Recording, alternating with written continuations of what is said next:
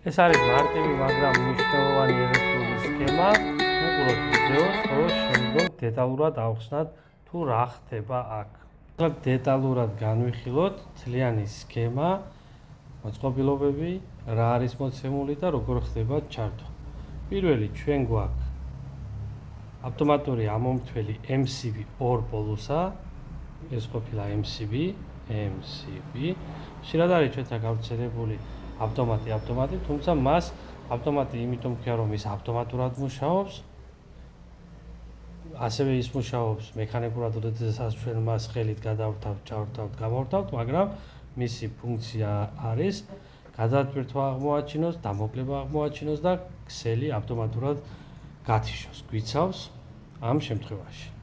გვაქვს ასევე პომპა, წყლის პომპა, გვაქვს წყლის რეზერვუარი, წყლის რეზერვუარში გვაქვს ტივ-ტივა გამშვები, გვაქვს მოდულური კონტაქტორი. მოდი ვისაუბროთ უცებ მოდულურ კონტაქტორზე, რითი განსხვავდება ის ჩვეულებრივი კონტაქტორისგან. ფუნქცია დანიშნულება მათ აქვთ იგივე, ეს არის დისტანციური და ავტომატიზირებული მართვის სისტემისთვის აუცილებელი მოწყობილობა. მის გარეშე ფიზიკურად შეუძლებელია ავტომატიზირებული სისტემების აწყობა, თუმცა ჩვეულებრივი კონტაქტორისგან განსხვავებით მოდულური კონტაქტორი არ გამოიყენება მაღალ სიმძლავრეებზე, ის გამოიყენება საახლის, ოფისების და მცირე ზომის შენობა ნაგებობების ავტომატიზირებული განათების და მსგავსი წყლის სისტემების სამართავად. მუშაობს როგორც ცვლადენზე, ასევე არის მუდმივი მომუშავეც და ამპერაჟი განისაზღვრება 16-დან 63 ამპერამდე. ეს რაც შეეხება მოდულურ კონტაქტორს, ხოლო ჩართვის პრინციპი იგივე არის ჩვეულებრივი კონტაქტორის. პირველ რიგში დავიწყოთ სქემის აწყობა. ჩვენ ვხედავთ წითელი ფერით ფაზურ დენს, ლურჯი ფერით ნეიტრალურ დენს. MCB-ში ავტომატურ ამომრთველში შემოდის ფაზური და ნეიტრალური დენი. ხოლო რა თქმა უნდა, მისგან გამომავალი კონტაქტებიდანაც გამოდის ფაზური და ნეიტრალური დენი.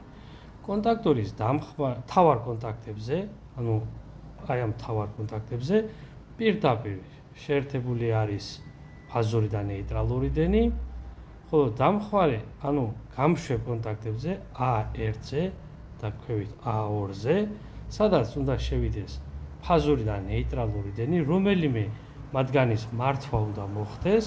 ერთი ფაზური ან ნეიტრალი პირდაპირ შეერთდება, ხოლო მეორე მართვის ღილაკის საშუალებით, ან გამშვები ღილაკი, როგორც გინდათ აღნიშნეთ.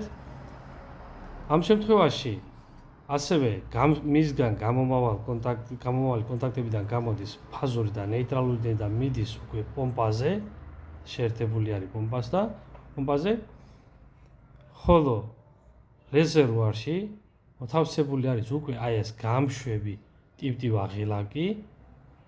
ტივ-ტივა ღილაკში დევს რკინის ბურთი. როდესაც წყალი დაიცლება, ტივ-ტივა ღილაკი ჩაეშვება დაბლა, ბურთი მიედება შემსვლელ და გამსვლელ კონტაქტებს. ამ შემთხვევაში შემსვლელი არის ნეიტრალური შავ ფერში და ის ბრუნდება წითელი ფერით უკვე ბურთულის მიდების შემდგომ და შემოდის კონტაქტორის A2 კონტაქტში. როგორც კი A2 კონტაქტში ნეიტრალი შემოვა და A1-ში უკვე არის ფაზური დენი, კონტაქტორი მიიკრავს, დაიწყებს მუშაობას და ფაზური და ნეიტრალური დენი კონტაქტიდან უკვე გამოვა და წავა ძრავი პომპისკენ. პომპა ჩაერთვება, იმუშავებს, გაავსებს რეზერვუარს, ხოლო როგორც კი რეზერვუარი გაივსება და ეს ტივ-ტივა მაღლა ამოვა, უკვე მოშორდება კონტაქტებს ბურთულა, გაითიშება აქ გამავალი ნეიტრალური დენი და კონტაქტორი უკვე შეწყვეტ მუშაობას, ანუ გაწყვიტავს გამავალ კონტაქტზე დენს. ეს არის მარტივი სქემა, თუმცა აუცილებელი და მნიშვნელოვანი ელექტროინდუსტრიაში.